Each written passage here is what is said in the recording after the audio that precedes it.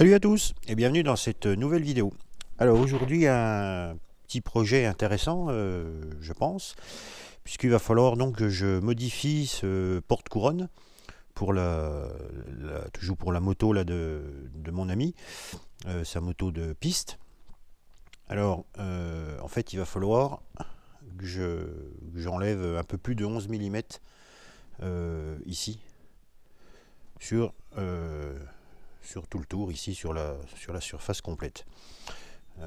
Voilà, donc là il m'a laissé, là c'est une couronne qu'il a fait faire sur mesure, enfin il en a fait faire plusieurs.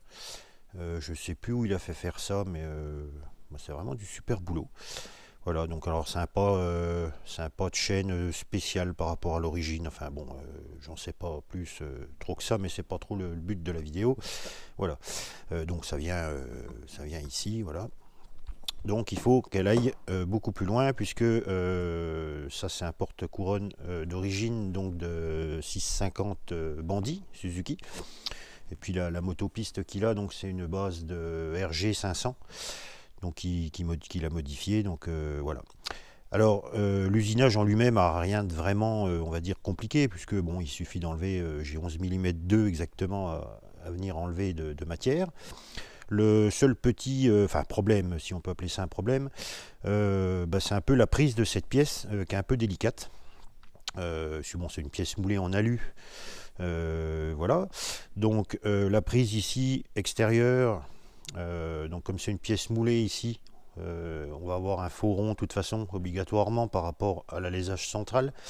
Ça va pas être top. Une prise intérieure ici aurait été possible.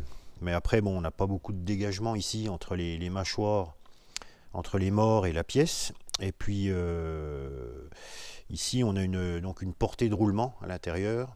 Et étant donné que la pièce est en aluminium, on va éviter quand même d'aller forcer là-dessus. Voilà, donc j'ai réfléchi un petit peu à la façon dont j'allais procéder. Et puis j'ai trouvé une solution. Alors je dis pas que c'est la meilleure ou la plus simple ou je ne sais pas, mais enfin, en fouillant un peu dans mes brutes, dans mes affaires, ce que je vais venir faire en fait, donc je vais partir de ce bout d'aluminium là, et en fait que je vais venir, donc je vais le raccourcir un peu, puisque bon j'ai largement trop long, ça sert à rien que la pièce soit trop loin non plus du mandrin. Ce que je vais faire, c'est que je vais venir, on voit ici, je sais pas si vous allez le voir, donc ici on a une autre portée, donc là qui est bien usinée, qui est bien concentrique. Donc je vais venir usiner mon bloc d'aluminium de façon à ce qu'il rentre ici à l'intérieur, que la pièce vienne en appui. Donc je vais venir dresser la face ici correctement, voilà. Donc la pièce va venir en fait se prendre comme ceci sur mon brut d'alu, et puis je vais venir réaliser une rondelle d'appui, on va dire. Alors je ne sais pas si je vais prendre ce bout là ou un autre assez épais pour que ça soit assez rigide, que je vais venir donc faire au diamètre ici pour qu'il rentre quand même dedans.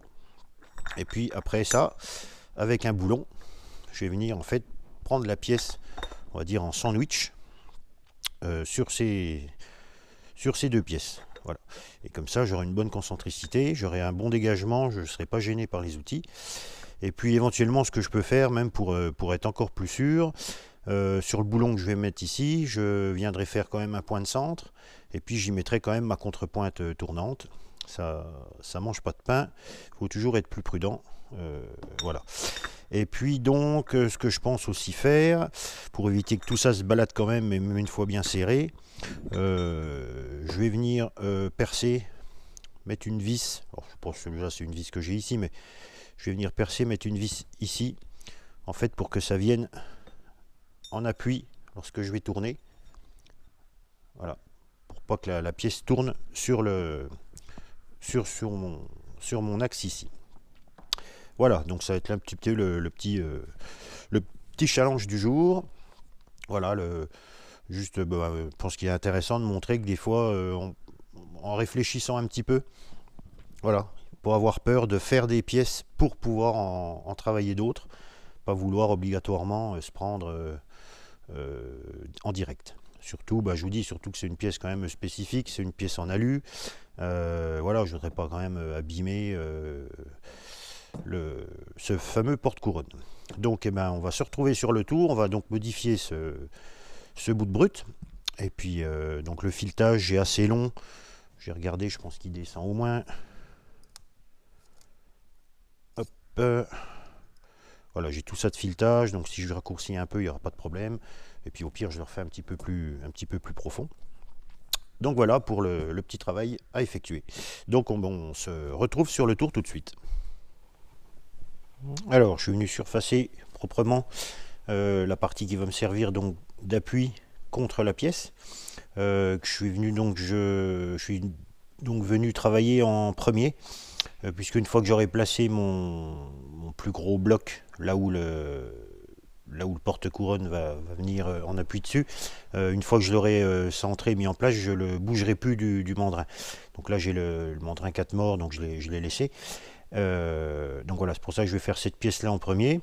Puisque là il me faudra un alésage de pas tout à fait 62, puisque c'est une portée de roulement de 62 mm de diamètre. Et donc voilà, donc je pense que j'en rétrécirai peut-être aussi un peu en épaisseur. Enfin voilà, donc là je vais faire mon trou de centre ici, et puis je vais venir percer à 13 mm, puisque là c'est pour passer un boulon de 12, donc c'est pas une cote hyper précise, voilà, un coup de forêt, et puis ça sera bien. Donc c'est parti.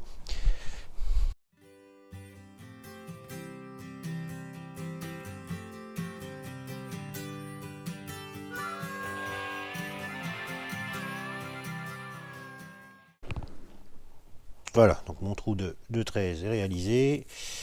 Hop, je vais nettoyer un peu ça. Alors l'aluminium, c'est un peu comme les artichauts, j'ai l'impression. On se retrouve toujours avec des poignées considérables une fois qu'on a usiné. Donc on va reprendre le diamètre ici sur pas tout à fait 62, comme ça je pourrais essayer la pièce, que ça aille bien. Donc je viens tangenter sur mon diamètre.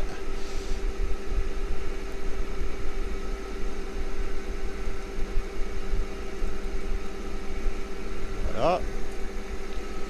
Donc je mets ma visu à 0. Je vais prendre une première passe.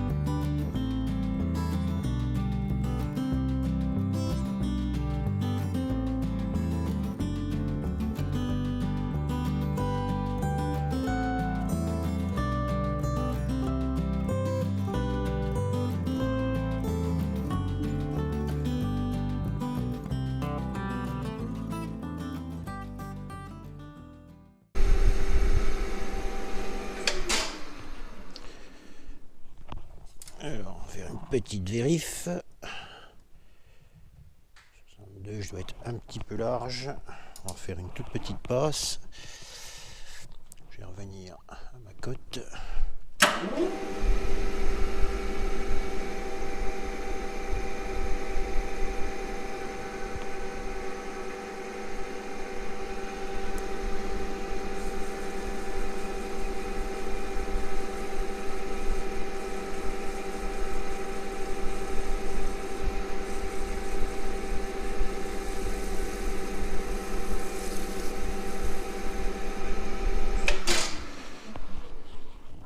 Voilà, donc on va faire un essai. Alors, regardons ça. Hop. Voilà, celle-là déjà, on n'a pas de jeu. Alors, nickel. Donc ça va être bon. Je vais bon, je vais faire hors caméra, je vais en rétrécir un peu sur l'épaisseur. Et puis après, donc on attaquera l'autre partie.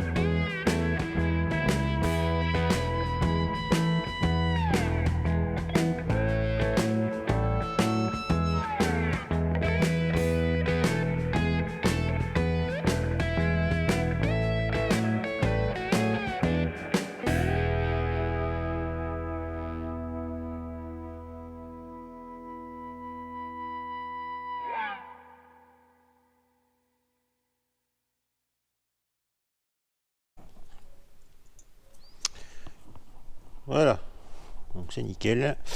On va regarder ça. Alors j'ai laissé un petit rebord ici, de façon à ce que la tête de l'écrou vienne bien ici. Ça évitera qu'elle force de trop sur tout le diamètre. Ça sert à rien. Puis ça fera une petite surépaisseur en plus. Voilà, donc je vais sortir ça. Hop.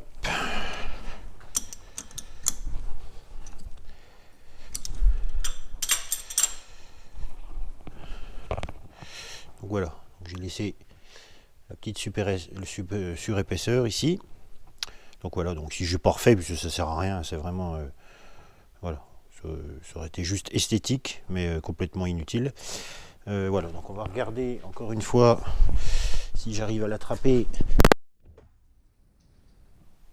Voilà, j'ai reculé un petit peu, j'ai cherché porte-couronne. Donc cette pièce-ci va venir ici comme ça. Voilà. Et donc après on aura l'autre qui va venir, on sera positionné comme ça. Ici le boulon avec la pointe tournante dans le petit trou de centre que j'aurais fait. Et voilà. Et là on a une bonne prise sans jeu. C'est impeccable. Voilà. Donc on va passer à l'autre partie. Alors, là j'ai enlevé la caméra du coup du pied puisque j'en ai un autre qui est pris et puis celui-ci qui est habituellement par la caméra. Du coup j'ai mis un petit comparateur là-dessus. Bon, donc je suis venu usiner ma plus grosse partie, on va dire mâle. Voilà, donc bien un appui contre le mandrin. Donc je suis venu ici au diamètre pour pouvoir rentrer le porte-couronne. Et puis donc là il y a quelque chose qu'on va vérifier quand même, c'est d'être vraiment pas décalé, par rapport à l'axe de la broche, parce qu'à ce compte-là, l'usinage qui serait fait derrière, forcément ne serait pas bon. Alors j'ai monté un petit comparateur à cadran sur le pied magnétique. Alors je vais faire ça d'une main, c'est pas... J'essaie de me caler pour pas trop bouger avec la caméra parce que vous y voyez quand même. Alors hop, on va essayer de mettre, voilà, je dépasse un peu le zéro. Voilà, enfin peu importe la lecture de toute façon. On va regarder donc ce que ça donne en tournant. Voilà, on peut voir qu'on est nickel. Alors si j'évite de bouger, voilà. Donc là on est bon, on est bien perpendiculaire par rapport à la broche. Pas de souci, on peut venir appuyer notre pièce dessus correctement et on sera sûr que l'usinage sera lui aussi correct. Voilà. Donc je vais enlever tout ça, je vais remettre la caméra sur le pied, ça évitera qu'elle bouge comme ça. Et puis voilà, donc on se revoit tout de suite pour la mise en place. Alors on va donc attaquer la mise en place du porte-couronne. Donc je suis venu, là j'ai fait hors caméra, hein, rien de spécial. Donc je suis venu percer, tarauder, j'ai mis une vis ici qui viendra en appui donc sur une de ces parties là, peu importe laquelle, hein, qui fasse un peu le principe d'un toc de tour, hein, pour entraîner la pièce, malgré que je pense qu'une fois bien serré malgré tout, ça n'aurait pas bougé, puisque de toute façon je vais faire des petites passes et puis ça reste de l'aluminium, donc ça n'a pas des forces de coupe très très importantes, mais enfin bon, sécurité de plus. Donc on va mettre ça, on va mettre ça en place. Alors je vais d'abord mettre un bon coup de propre sur la portée du porte-couronne. Voilà, donc ça, que la portée ici soit vraiment nickel, qu'on n'ait pas une poussière, enfin quelque chose qui nous décalerait la pièce. Donc alors, on va mettre ça comme ça.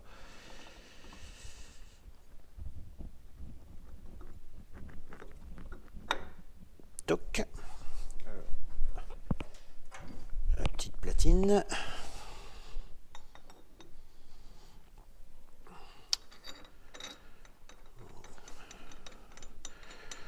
J'ai bloqué ma broche quand même pour le serrage, pour éviter que tout ça tourne aussi.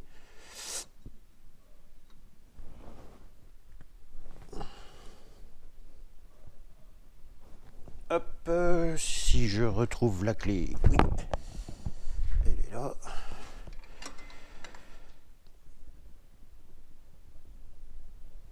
Alors on peut serrer quand même assez fort, faut pas avoir peur. Voilà, c'est parfait. Donc ce que je vais faire un point de centre ici pour mettre ma pointe tournante. Je vais peut-être surfacer un petit coup le... Quoique... Ouais, si, je vais le surfacer un petit coup. Et puis je fais un point de centre, on met la pointe tournante et puis après, donc on va regarder quand même avec le comparateur ici ce que ça nous donne. Donc déjà, comme ça...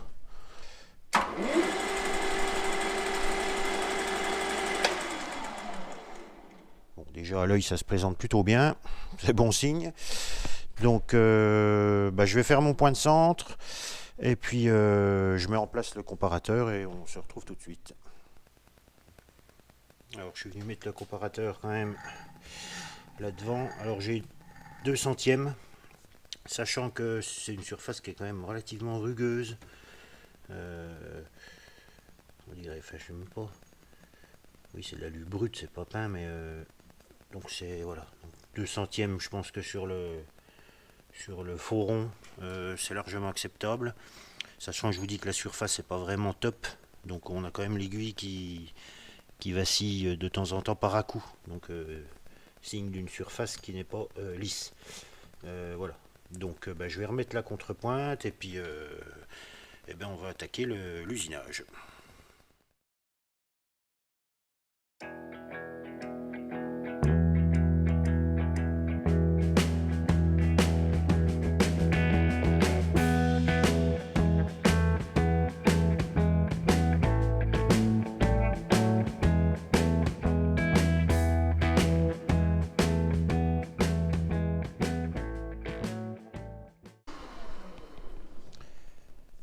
Voilà, donc j'ai fait mon point de centrage, donc à 60 degrés hein, pour la pointe tournante.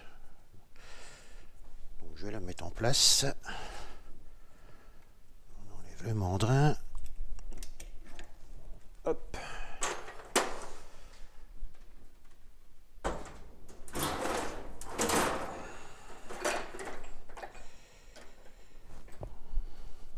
Celle-ci aura un bon dégagement.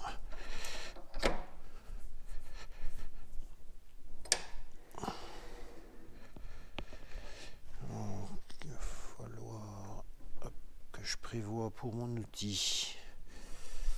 Alors, je le mets là.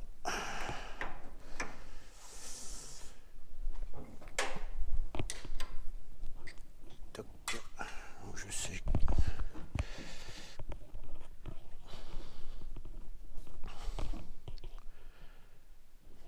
Voilà.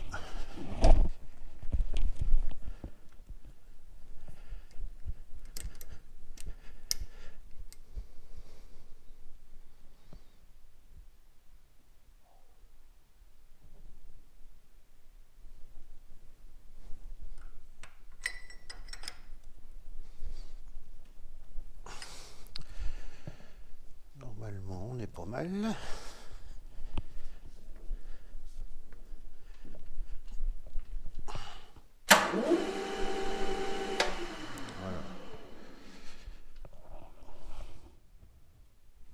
Bon alors, donc je suis venu tangenter un petit peu ici sur la surface, j'ai mis à 0, je suis venu tangenter aussi également sur le diamètre ici, pour savoir où je m'arrête. Et puis, donc je vais faire déjà une première petite passe, on va voir, on va essayer. Donc c'est parti, on va y aller tranquillement, voir comment ça se comporte.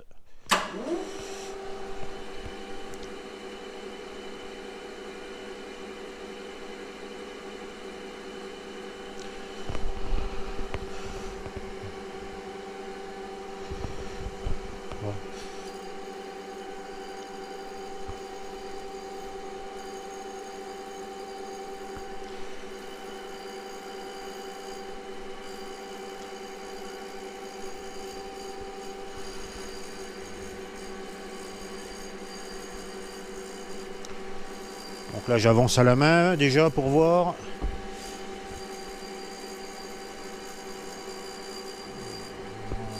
On voit qu'on est en coupe interrompue parce que alors ça gicle partout puis alors.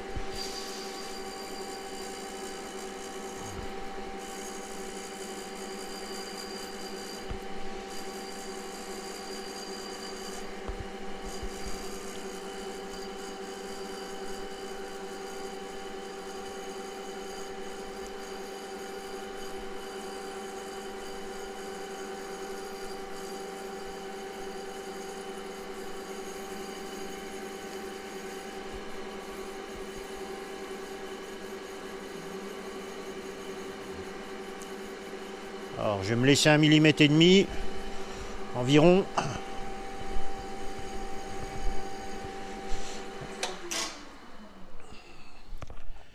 Alors, bon bah c'est plutôt propre. Voilà. Bon, au niveau de la vitesse de rotation, alors je vais essayer une avance manuelle, automatique. Voilà, on va y aller tranquillement quand même. Alors, hop, oui, tranquillement. Je vais reprendre une passe de 0,5. On verra après si j'augmente ou pas. On va pas s'affoler.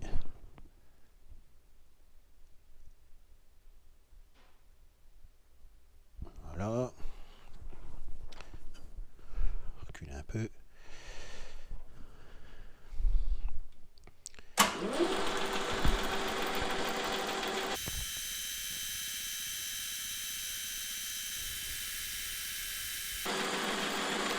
Je pense que je vais pouvoir avancer un petit peu plus vite. La passe d'après, on va essayer 1 mm.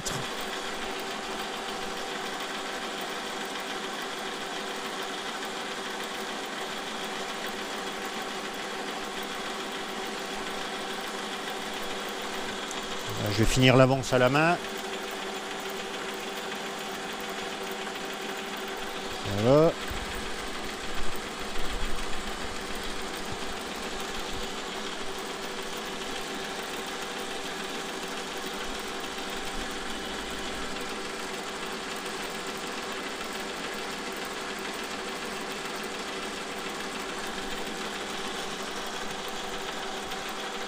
Alors passe d'1 millimètre. J'ai pas touché à la vitesse d'avance pour l'instant, je sais pas trop. Ça gicle partout.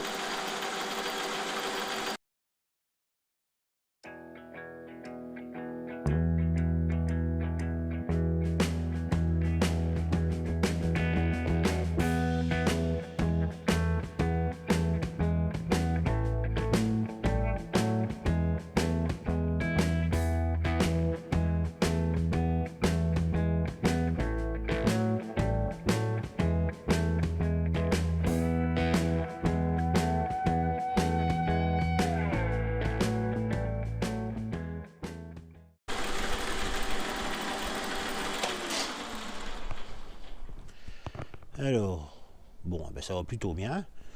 Voilà, je crois que je vais rester comme ça. C'est pas la peine de vouloir en faire de trop. Plutôt être prudent.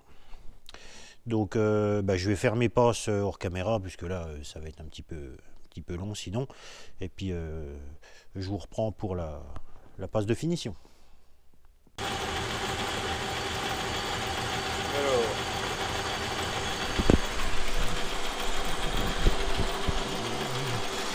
Donc je fais une dernière petite passe de finition et normalement je suis à la cote. Il ne restera plus qu'à refaire le diamètre intérieur. Alors j'ai pris des passes d'1 millimètre. J'ai pas voulu aller trop vite, voilà, j'ai le temps. Je voulais être sûr de moi. Donc ça s'est super bien passé. Donc j'ai enlevé 11 mm, ça va faire 11 mm 2. Voilà, donc ça faisait, on va dire 12 passes. C'est pas non plus une catastrophe au niveau du temps. Je préférais être prudent.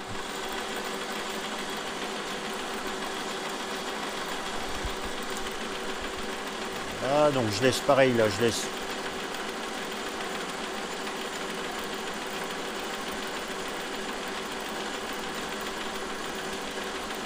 Voilà, je laisse à peu près 1,5 mm sur le diamètre.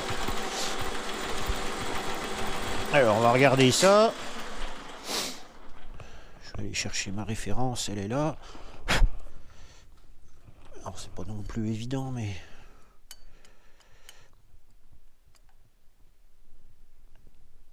voilà, 38,81 en serrant bien pour 38,8.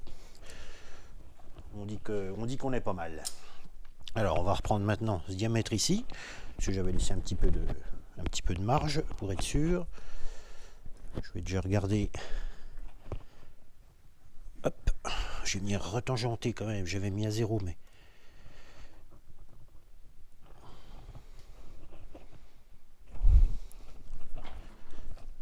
on est bon.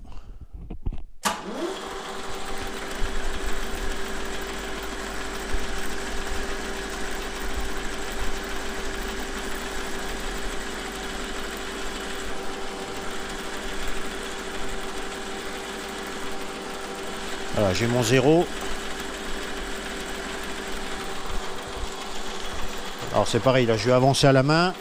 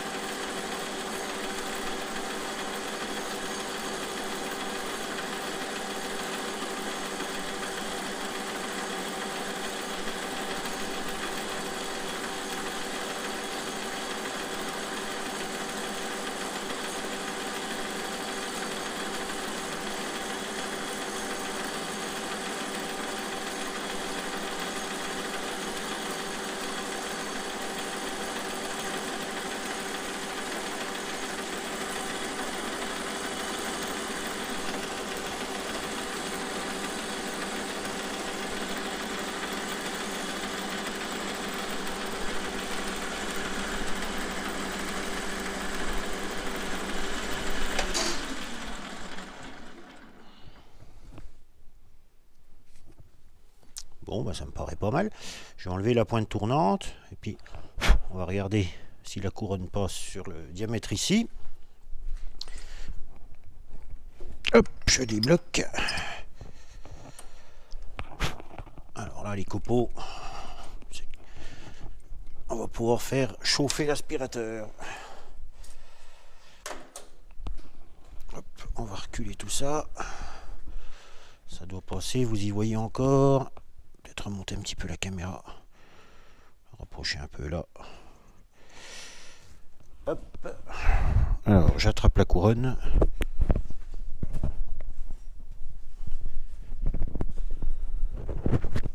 Voir si ça passe.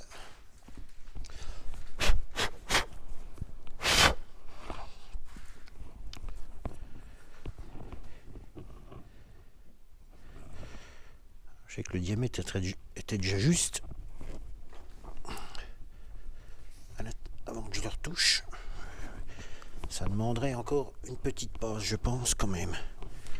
Oui, alors on va y en faire une petite.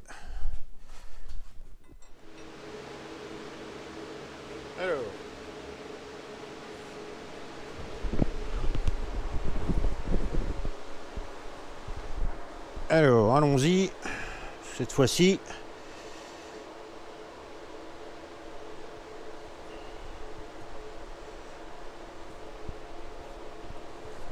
Si on a un peu de travers, elle est bien ronde.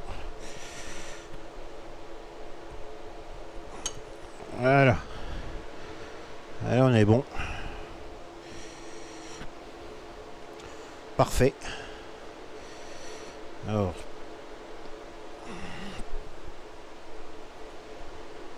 L'ajustement est vraiment vraiment serré, mais enfin, il vaut mieux. Bon, et ben voilà. L'usinage est terminé. On va démonter ça.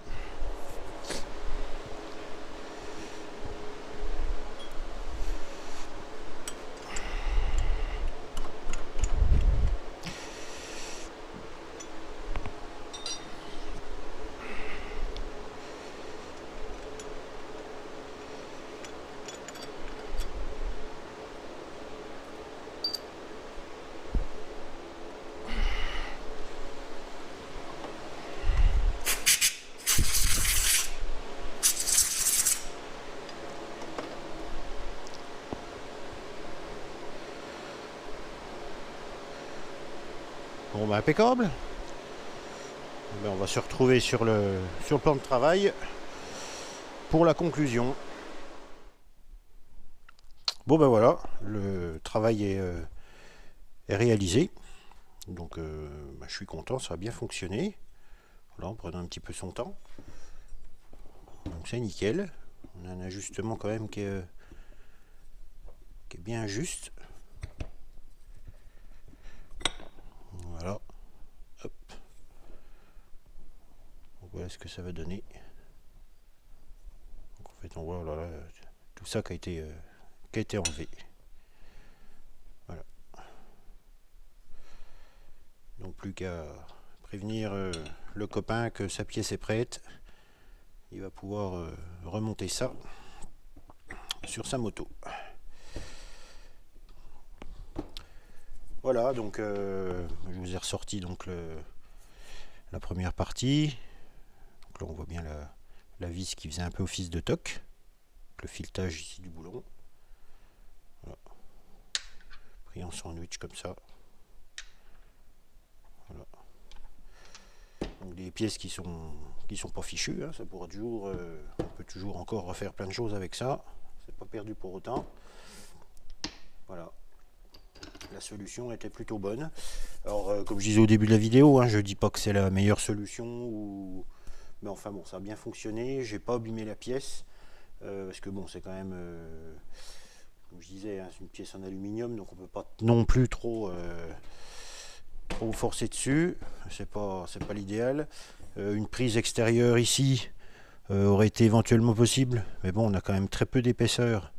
Et puis au niveau pareil, concentricité, on est directement moulé là, donc je suis pas convaincu que ça soit bien.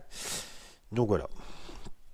Donc la partie là qui rentre dans la jante, ce que j'ai compris, avec des cils en bloc ici. Et donc la couronne, donc c'est ça qui vient entraîner la jante arrière. Voilà. Donc il me reste bien à vous remercier pour votre fidélité. Merci à tous les nouveaux abonnés depuis la dernière vidéo. Merci encore à tous les anciens. Merci aussi de vos commentaires. N'hésitez pas si vous avez des questions et que je peux y répondre, bien sûr. Si vous avez des questions un petit peu plus privées, au-dessus de la page de ma page, vous trouverez de quoi m'envoyer un email. Donc je vous répondrai. J'ai déjà eu le cas plusieurs fois. Plutôt que voilà, plutôt que de passer par les commentaires, c'est un petit peu plus personnel. Voilà. Donc eh bien, je vous dis à très très vite pour la prochaine vidéo. Merci à tous et à bientôt. Allez, au revoir.